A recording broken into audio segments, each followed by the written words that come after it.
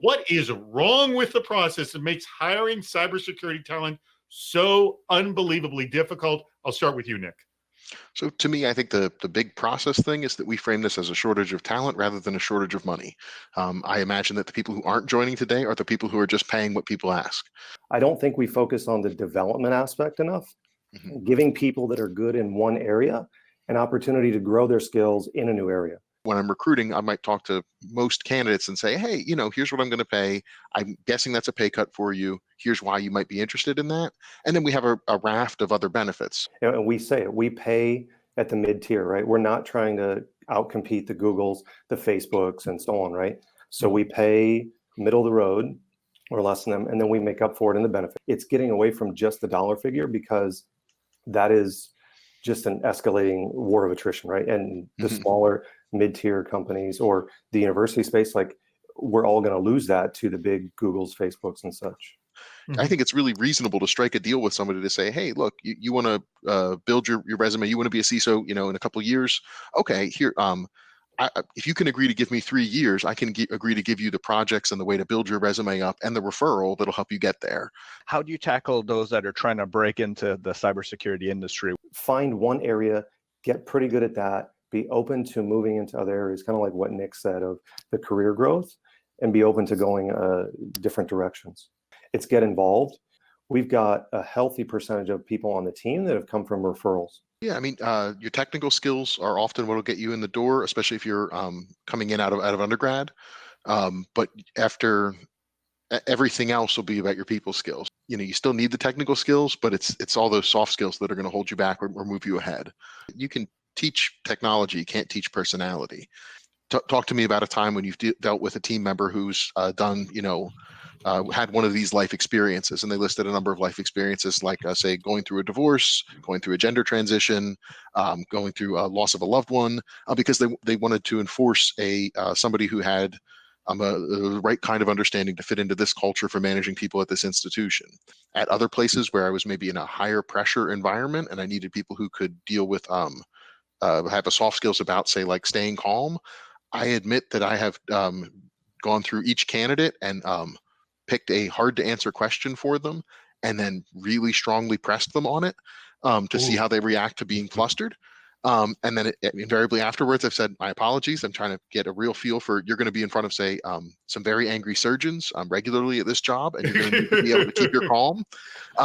So, my apologies for playing a bit of an annoying trick on you, but it filtered out some candidates who would be, really couldn't answer when I said, no, really, tell me. Well, why'd you say that? No, tell me. We are very conscious about getting a team that's not a bunch of white dudes, right? So we've actively gone after and made sure that our candidate pool is diverse. If we don't have diverse perspectives on our team, it's very hard to secure the information technology correctly. In terms of trying to hack the hiring process, we've been trying to use like gendered language analyzers on our job postings this year to make sure that we're not sort of secretly or unintentionally coding for a particular a non-diverse workforce. And they'll sort of give you an analysis of the sort of gender coding of the job posting. So if you say like decisive leader who works on their own and takes action, that might in our culture code for male applicants.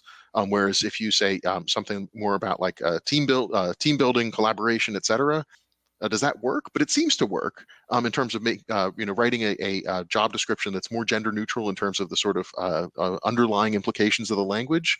I've had good success with recent postings where we are getting a more diverse candidate pool. Change happens really, really slowly. The same thing's true as diversity at the board. I mean, a lot of people are saying there's still a huge problem. Yes, there is, but look at the figures. I mean, I believe boards have become like 20, 30% more diverse in the last 12 to 18 months alone. My networking, I'm a compulsive networker, shifted from being how do I find my next job to being how do I find my next candidate. And once I realized that changed the venues I was going to, it changed sort of where I was headed.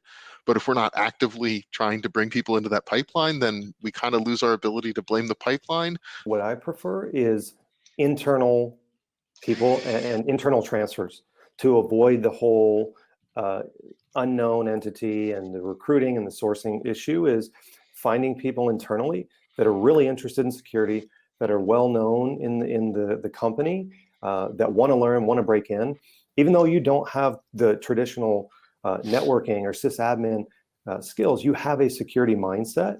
Let's come over. Let's start to develop that. When they get an offer or somebody calls them with a job that pays a lot, they'll be tempted to leave because they're worried that they won't get that opportunity again. And one of the ways to cut down on that kind of attrition is that if you can credibly assure your employees that when they want to leave, you will help them leave and you'll get them a better job than they would get by going on their own, then that really helps people feel calm to stay. Look, like you've got the skills to move up and out if you want.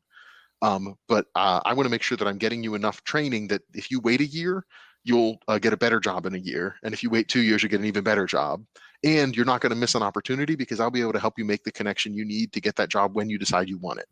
And that's hard to do, but if you have the credibility of saying like, look, I know everybody in the region, I know a lot of people in the industry, and you can talk to these 3 guys that I followed through on that promise with.